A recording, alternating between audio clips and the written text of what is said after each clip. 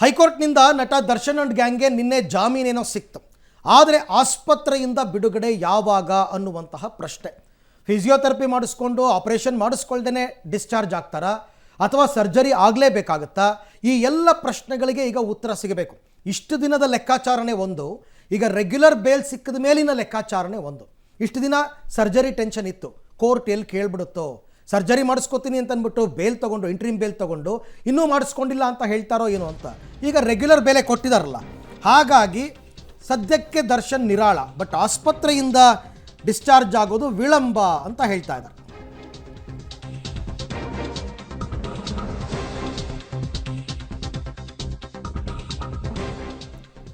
ದರ್ಶನ್ಗೆ ಬೇಲ್ ಸಿಕ್ಕಿದ್ರು ಕೂಡ ಆಸ್ಪತ್ರೆಯಿಂದ ಡಿಸ್ಚಾರ್ಜ್ ಆಗೋದು ಇನ್ನೊಂದು ಸ್ವಲ್ಪ ವಿಳಂಬ ಆಗುತ್ತಂತೆ.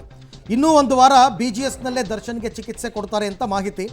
ಸರ್ಜರಿ ಮಾಡಲ್ಲ, ಅದ್ರ ಬದಲಿಗೆ ಫಿಸಿಯೋಥೆರಪಿ ಮೂಲಕವೇ ಟ್ರೀಟ್ಮೆಂಟನ್ನು ಕೊಡಬೇಕು ಅಂತ. ಹಾಗಾಗಿ ಸೋಮವಾರವೇ ಇದು ಒಂದು ಕಡೆ ಆದರೆ, ಇನ್ನು ಪ್ರಕರಣದ ಮೊದಲ ಆರೋಪಿ ಪವಿತ್ರ ಗೌಡ ಇವರು ಸೋಮವಾರ ರಿಲೀಸ್ ಆಗ್ತಾರೆ. ಅಲ್ಲಿಗೆ ಬೇಲ್ ಸಿಕ್ಕಿ 4ನೇ ದಿನ ಅವರು ರಿಲೀಸ್ ಆಗ್ತಾರೆ. ಇನ್ನೊಂದು 2 ದಿವಸದಲ್ಲಿ ದರ್ಶನ್ ಅವರ ತಾಯಿ ಮೀನಾ ತುಗದೀಪ್ ಕೂಡ ಬಂದು ದರ್ಶನ್ ಅವರನ್ನ ಭೇಟಿ ಆಗ್ತಾರೆ ಅಂತ. ಸೊ ಓವರಾಲ್ ಈಗ ಬೇಲ್ ಸಿಕ್ಕ ನಂತರದ ಬೆಳವಣಿಗೆಗಳು ಏನೇನು ಅಂತ ನೋಡೋಣ ಬನ್ನಿ. ದರ್ಶನ್ ಬೆನ್ನು ನೋವಿಗೆ ಚಿಕಿತ್ಸೆ ಮುಂದುವರಿಕೆ. ಇನ್ನೊಂದು ವಾರ ದಾಸನಿಗೆ BGSನಲ್ಲೇ ಚಿಕಿತ್ಸೆ. ತೀವ್ರ ಬೆನ್ನು ನೋವಿನಿಂದ ಬಳಲುತ್ತಾ ಇರುವ ದರ್ಶನ್ಗೆ BGS ಆಸ್ಪತ್ರೆಯಲ್ಲಿ ಚಿಕಿತ್ಸೆ ಮುಂದುವರೆದಿದೆ. ನಿನ್ನೆಯಷ್ಟೇ ಹೈಕೋರ್ಟ್ನಿಂದ ದರ್ಶನ್ಗೆ ರೆಗ್ಯುಲರ್ ಬೇಲ್ ಸಿಕ್ಕಿದೆ. ಆದರೆ ಆಸ್ಪತ್ರೆಯಿಂದ ಡಿಸ್ಚಾರ್ಜ್ ಆಗುವ ಭಾಗ್ಯ ಇನ್ನೂ ಕೂಡಿ ಬಂದಿಲ್ಲ.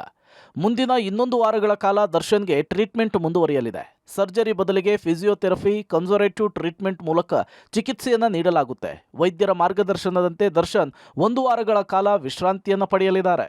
ದರ್ಶನ್ಗೆ ಶಸ್ತ್ರಚಿಕಿತ್ಸೆ ಇಲ್ಲ, ಫಿಸಿಯೋಥೆರಪಿ ಮುಂದುವರಿಕೆ. 1 ವಾರದ ಬಳಿಕ ಡಿಸ್ಚಾರ್ಜ್. ಇನ್ನು ದರ್ಶನ್ಗೆ ಸರ್ಜರಿ ಬದಲು ಕನ್ಸರ್ವೇಟಿವ್ ಟ್ರೀಟ್ಮೆಂಟ್ ಮೂಲಕ ಚಿಕಿತ್ಸೆ ನೀಡಲಿಕ್ಕೆ ವೈದ್ಯರು ಚಿಂತನೆ ನಡೆಸಿದ್ದಾರೆ. ಜಾಮೀನು ಸಿಕ್ಕರೂ ಆಸ್ಪತ್ರೆಯಲ್ಲಿಯೇ ದರ್ಶನ್ಗೆ ಚಿಕಿತ್ಸೆ ಮುಂದುವರಿಯಲಿದೆ. ವಾರದ ಬಳಿಕ ವೈದ್ಯರು ನೀಡುವ ಸಲಹೆಯನ್ನು ಆಧರಿಸಿ ಚಿಕಿತ್ಸೆ ಪಡೆಯಬೇಕೇ ಅಥವಾ ಬೇಡವೇ ಅನ್ನೋದು ದರ್ಶನ್ ನಿರ್ಧರಿಸಲಿದ್ದಾರೆ. ಇನ್ನು ಕನ್ಸರ್ವೇಟಿವ್ ಚಿಕಿತ್ಸೆ ಹೇಗೆ ನಡೆಯುತ್ತೆ ಅನ್ನೋದನ್ನು ತೋರಿಸ್ತೀವಿ ನೋಡಿ. ಕನ್ಸರ್ವೇಟಿವ್ ಟ್ರೀಟ್ಮೆಂಟ್ ಹೇಗಿರುತ್ತೆ? ಸರ್ಜರಿಯನ್ನು ಮಾಡದೆ ಬೆನ್ನು ನೋವಿಗೆ ಮಾತ್ರೆ ಮತ್ತು ಔಷಧಗಳ ಮೂಲಕ ಗುಣಮುಖಪಡಿಸುವುದು. ಆಪರೇಷನ್ ಮಾಡದೆ ಫಿಸಿಯೋಥೆರಪಿಯನ್ನು ಕೊಟ್ಟು ಗುಣಮುಖ ಮಾಡುವ ಸಾಧ್ಯತೆ. ವ್ಯಾಯಾಮಗಳನ್ನು ಮಾಡಿಸಿ ಬೆನ್ನು ನೋವನ್ನು ಗುಣಮುಖ ಮಾಡುವಂತಹ ಪ್ಲಾನ್ ಇದೆ. ಮಾತ್ರೆ ಔಷಧಿಗಳ ಜೊತೆಗೆ ಕೆಲ ದಿನಗಳ ಕಾಲ ವಿಶ್ರಾಂತಿಗೂ ಕೂಡ ಅವಕಾಶ. ಆಪರೇಷನ್ ಮಾಡದೆ ಅಲ್ಟ್ರಾಸೌಂಡ್ ಅನ್ನು ಕೊಟ್ಟು ಟ್ರೀಟ್ಮೆಂಟ್ ಮಾಡೋದು. ಆಪರೇಷನ್ ಮಾಡದೆಯೇ ಶಾಖ ಕೊಟ್ಟು ಚಿಕಿತ್ಸೆಯನ್ನು ಮುಂದುವರಿಸಬಹುದು. ಕರೆಂಟ್ ಶಾಕ್, ವೈಬ್ರೆಂಟ್ ಕೊಟ್ಟು ಬೆನ್ನು ನೋವಿಗೆ ಟ್ರೀಟ್ಮೆಂಟ್ ಅನ್ನು ಕೊಡಬಹುದು. ವ್ಯಾಯಾಮಗಳನ್ನು ಮಾಡಿಸಿ ಬೆನ್ನು ನೋವನ್ನು ಕಡಿಮೆ ಮಾಡುವ ರೀತಿ ಚಿಕಿತ್ಸೆ ಇದೆ. ಈ ರೀತಿಯ ಚಿಕಿತ್ಸೆಯನ್ನು ಕೊಡಲಿಕ್ಕೆ ಚಿಂತನೆ ನಡೆಸಿದ್ದಾರೆ. ಇನ್ನು ಕೋರ್ಟ್ಗೆ ದರ್ಶನ್ ಪರ ವಕೀಲರು ಸಲ್ಲಿಸಿದ ಮೆಡಿಕಲ್ ವರದಿಯಲ್ಲಿ ಏನಿದೆ ಅನ್ನೋದನ್ನು ಕೂಡ ತೋರಿಸ್ತೀವಿ ನೋಡಿ. ಕೋರ್ಟ್ಗೆ ಸಲ್ಲಿಸಿದ ಮೆಡಿಕಲ್ ವರದಿಯಲ್ಲೇನಿದೆ? ಸೊಂಟದ ಭಾಗದಲ್ಲಿರುವ ಬೆನ್ನುಮೂಳೆ ಮುಂದಕ್ಕೆ ಸರಿದಿದೆ. ಬೆನ್ನುಮೂಳೆ ಮುಂದಕ್ಕೆ ಸರಿದಿರೋ ಕಾರಣ ನರದ ಮೇಲೆ ಒತ್ತಡ ಜಾಸ್ತಿಯಾಗಿದೆ. ಸ್ಪೈನಲ್ ಕಾರ್ಡ್ ಹಾದು ಹೋಗಿರುವ ಭಾಗದಲ್ಲಿ ನರದ ಮೇಲೆ ಒತ್ತಡ ಇದ್ದು ನರಮಂಡಲದ ಮೇಲೆ ಒತ್ತಡ ಹಿನ್ನೆಲೆ ಬೆನ್ನು ನೋವು ಜಾಸ್ತಿಯಾಗಿದೆ. ಒತ್ತಡ ಹೆಚ್ಚಿರುವ ಕಾರಣ ಫಿಸಿಯೋಥೆರಪಿ ಮತ್ತು ವ್ಯಾಯಾಮವನ್ನು ಮಾಡಿಸಲಾಗ್ತಾ ಇದೆ. ಬೆನ್ನು ಮೂಳೆಗಳ ಮಧ್ಯೆ ತೇವಾಂಶದ ಭಾಗ ಇರುತ್ತೆ. ಆ ತೇವಾಂಶದ ಭಾಗ ಬೆನ್ನು ಮೂಳೆಗಳಿಂದ ಹೊರಬಂದು ಒತ್ತಡ ಜಾಸ್ತಿಯಾಗಿದೆ. ಹೆಚ್ಚಿನ ಒತ್ತಡ ಆದಾಗ ಬೆನ್ನು ನೋವು ಬರುತ್ತೆ ಅಂಥೇಳಿ ಕೋರ್ಟ್ಗೆ ಸಲ್ಲಿಸಿದ ವರದಿಯಲ್ಲಿ ಉಲ್ಲೇಖವಾಗಿದೆ. ನಟ ದರ್ಶನ್ ಅವರಿಗೆ ಈ ಹಿಂದೆನೇ ಮಧ್ಯಂತರ ಜಾಮೀನು ಸಿಕ್ಕಿತ್ತು ಆರೋಗ್ಯದ ದೃಷ್ಟಿಯಿಂದ. ನಿನ್ನೆ ಈಗ ಮಧ್ಯಂತರ ಜಾಮೀನಲ್ಲ, ರೆಗ್ಯುಲರ್ ಬೇಲ್ ಕೂಡ ಸಿಕ್ಕಿದೆ. ಬೇಲ್ ಸಿಕ್ಕಿದ್ರೂ ಸಹ ದರ್ಶನ್ ಅವರು ಇನ್ನೂ BGS ಆಸ್ಪತ್ರೆಯಲ್ಲೇ ಚಿಕಿತ್ಸೆ ಮುಂದುವರಿಸಿದ್ದಾರೆ. ಕನ್ಸರ್ವೇಟಿವ್ ಟ್ರೀಟ್ಮೆಂಟಲ್ಲೇ ಚಿಕಿತ್ಸೆ ಮುಂದುವರಿಸುವಂತಹ ಒಂದು ಆಲೋಚನೆಯಲ್ಲಿದ್ದಾರೆ. ಇನ್ನು 1 ವಾರಗಳ ಕಾಲ ಅಂದರೆ ಅದಕ್ಕಿಂತ ಹೆಚ್ಚಿನ ಕಾಲ ಬೆನ್ನು ನೋವಿಗೆ ಚಿಕಿತ್ಸೆಯನ್ನು ಮುಂದುವರಿಸಿ, ಅಂದರೆ ಫಿಸಿಯೋಥೆರಪಿ ಮತ್ತು ವ್ಯಾಯಾಮದ ಮೂಲಕನೇ ಚಿಕಿತ್ಸೆಯನ್ನು ಮುಂದುವರಿಸಿ ಅವರ ಬೆನ್ನು ನೋವನ್ನು ಕಡಿಮೆ ಮಾಡಿ ಅವರನ್ನು ಆಸ್ಪತ್ರೆಯಿಂದ ಕಳಿಸೋದಕ್ಕೆ ಆಲೋಚನೆ ನಡೆಸಿರುವಂಥದ್ದು. ಸದ್ಯ ದರ್ಶನ್ ಅವರಿಗೆ BGS ಆಸ್ಪತ್ರೆಯಲ್ಲಿ ಕಳೆದ 1.5 ತಿಂಗಳಿಂದ ಯಾವ ರೀತಿ ಚಿಕಿತ್ಸೆ ನೀಡಲಾಗ್ತಿತ್ತು, ಸರ್ಜರಿ ಮಾಡದೇನೆ ಚಿಕಿತ್ಸೆ ಯಾವ ರೀತಿ ಬೆನ್ನು ನೋವಿಗೆ ಚಿಕಿತ್ಸೆ ನೀಡಲಾಗಿತ್ತು, ಅದೇ ಚಿಕಿತ್ಸೆಯನ್ನು ಮತ್ತೆ ಮುಂದುವರಿಸ್ತಾ ಹೋಗ್ತಿರುವಂಥದ್ದು. ದರ್ಶನ್ ಭೇಟಿಯಾಗಲಿರುವ ತಾಯಿ ಸೋಮವಾರದವರೆಗೂ ಪವಿತ್ರಾಗೆ ಜೈಲೇ ಗತಿ. ಬಳ್ಳಾರಿ ಜೈಲಲ್ಲಿದ್ದಾಗ ದರ್ಶನ್ ಭೇಟಿ ಮಾಡಿದ ತಾಯಿ ಮೀನಾ ತುಗದೀಪ್ ಅವರು ನಾಳೆ ಅಥವಾ ನಾಡಿದ್ದು ಮಗನನ್ನ ಭೇಟಿ ಮಾಡಲಿದ್ದಾರೆ. ಸದ್ಯ ಮೈಸೂರಿನ ಸಿದ್ಧಾರ್ಥ ಲೇಔಟ್ ನಿವಾಸದಲ್ಲಿರುವ ಮೀನಾ ತುಗದೀಪ್ BGS ಆಸ್ಪತ್ರೆಯಲ್ಲಿ ಚಿಕಿತ್ಸೆ ಪಡಿತಾ ಇರುವ ದರ್ಶನ್ನನ್ನ ಭೇಟಿ ಮಾಡಿ ಆರೋಗ್ಯವನ್ನ ವಿಚಾರಿಸಲಿದ್ದಾರೆ. 6 ತಿಂಗಳ ನಂತರ ನಟ ದರ್ಶನ್ಗೆ ಜಾಮೀನನ್ನು ಸಿಕ್ಕಿದೆ. ಸಹಜವಾಗಿಯೇ ಅವರ ತಾಯಿ ಮೀನಾ ತುಗದೀಪ್ ಅವ್ರಿಗೂ ಕೂಡ ಒಂದು ರೀತಿಯಾದಂತಹ ನೆಮ್ಮದಿ ಸಿಕ್ಕಂತಾಗಿದೆ.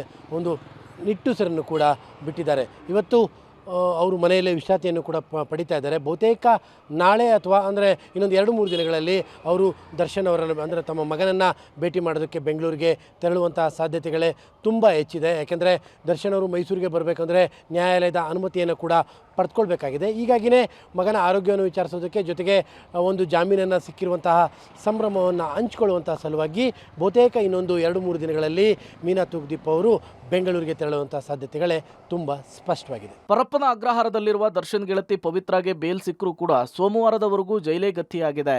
ಇವತ್ತು ನಾಳೆ ಸರ್ಕಾರಿ ರಜೆ ಹಿನ್ನೆಲೆಯಲ್ಲಿ ಸೋಮವಾರ ವಕೀಲರು ಶ್ಯೂರಿಟಿ ದಾಖಲೆಗಳನ್ನು ನ್ಯಾಯಾಲಯಕ್ಕೆ ಸಬ್ಮಿಟ್ ಮಾಡಲಿದ್ದಾರೆ. ಅಲ್ಲಿವರೆಗೂ ಜೈಲಲ್ಲಿಯೇ ಕಾಲವನ್ನು ಕಳಿಬೇಕಾಗಿದೆ. ಸೋಮವಾರ ಮಧ್ಯಾಹ್ನ ಜೈಲಿಗೆ ವಕೀಲರು ದಾಖಲೆಯನ್ನು ತರಲಿದ್ದು ಸಂಜೆ 5 ಗಂಟೆಯ ನಂತರವೇ ಪವಿತ್ರ ಗೌಡ ಬಿಡುಗಡೆಯಾಗಲಿದ್ದಾರೆ. ಕೊಲೆ ಕೇಸ್ನಲ್ಲಿ A5 ನಂದೀಶ್ಗೆ ಇನ್ನೂ ಸಿಕ್ಕಿಲ್ಲ ಬೇಲ್. ನಂದೀಶ್ನನ್ನ ದರ್ಶನ್ ಆಚೆ ಕರ್ಕೊಂಡು ಬರ್ತಾರೆ. ದರ್ಶನ್ ಮಗನನ್ನ ಕರೆತರುವ ವಿಶ್ವಾಸದಲ್ಲಿ ನಂದೀಶ್ ತಾಯಿ. ಕೊಲೆ ಕೇಸ್ ದರ್ಶನ್ ಸೇರಿ 7 ಆರೋಪಿಗಳಿಗೆ ಹೈಕೋರ್ಟ್ ಬೇಲ್ ಮಂಜೂರು ಮಾಡಿದೆ. ಆದರೆ ದರ್ಶನ್ನನ್ನೇ ನಂಬಿ ಜೈಲು ಪಾಲಾಗಿರುವ ಮಂಡ್ಯ ಮೂಲದ A5 ನಂದೀಶ್ಗೆ ಈವರೆಗೂ ಕೂಡ ಜಾಮೀನು ಸಿಕ್ಕಿಲ್ಲ. ಇದು ನಂದೀಶ್ ಕುಟುಂಬಸ್ಥರ ಆತಂಕವನ್ನು ಜಾಸ್ತಿ ಮಾಡಿದೆ. ದರ್ಶನ್ ಏನೋ ಆಚೆ ಬರ್ತಿದ್ದಾರೆ, ಅವರೇ ನೋಡ್ಕೊಳ್ತಾರೆ. ನಮಗೆ ದರ್ಶನ್ ಮೇಲೆ ಈಗಲೂ ನಂಬಿಕೆ ಇದೆ. ಲಾಯರ್ ಇಟ್ಟು ಜಾಮೀನು ಪಡೆಯುವ ಆರ್ಥಿಕ ಶಕ್ತಿ ನಮಗಿಲ್ಲ. ನಟ ದರ್ಶನ್ ಬೇಲ್ ಕೊಡಿಸುವ ನಂಬಿಕೆ ಇದೆ ಅಂತೇಳಿ A5 ನಂದೀಶ್ ತಾಯಿ ಭಾಗ್ಯಮ್ಮ ಅಭಾವುಕರಾಗಿದ್ದಾರೆ. ಈಗ ಅವ್ರು ಬಂದವರೇ ಅವ್ರ ಮೇಲೆ ಡಿಪೆಂಡ್ ಅಷ್ಟೇ, ಇನ್ನೇನು ನಾವು ಹೇಳೋಕ್ಕಾಗೋದಿಲ್ಲ, ನಮಗೆ ಗೊತ್ತಿಲ್ಲ. ಅವ್ರು ಬಂದವರೇ ಅವ್ರ ಮೇಲೆ ಡಿಪೆಂಡ್ ಮಾಡ್ಕೊಂಡು ನಿಮ್ಮ ಮೇಲೆ ತೀರ್ಮಾನ ತಗೊಂಡು ಅವರೇ ತಗೊಂಡು ಅಷ್ಟೇ, ಇನ್ನೇನು ಇಲ್ಲ. ನಾವೇನು ಮಾಡಿಲ್ಲ, ನಮ್ಗೆ ಏನು ಗೊತ್ತೂ ಇಲ್ಲ. ಅಷ್ಟು ಬಿಟ್ಟರೆ ಇನ್ನೇನು ಗೊತ್ತಿಲ್ಲ. ಇವಾಗ ಅವ್ರು ಬಂದವರೇ ಅವ್ರ ಮೇಲೆ ಡಿಪೆಂಡ್, ನಮಗೆ ಅವ್ರ ಮೇಲೆ ನಂಬಿಕೆ ಇಟ್ಕೊಂಡಿವಿ. ಅಷ್ಟು ಬಿಟ್ಟರೆ ನಾನು ಇನ್ನೇನು ಹೇಳಲಾರ ಕಣಪ್ಪ. ಅದ್ರ ಮೇಲೆ ಹಾಕಿಸ್ತಾರೆ ಅಂತ ಅನುಮಾನ ನಾವು ಮಾಡ್ಕೊಂಡಿದ್ದೀವಿ. ನಂಬಿಕೆ ಇಟ್ಕೊಂಡಿದ್ದೀವಿ. ಅವ್ರಿಗೆ ಬಂದವ್ರಲ್ವಾ, ಅವ್ರ ಮೇಲೆ ಡಿಪೆಂಡ್.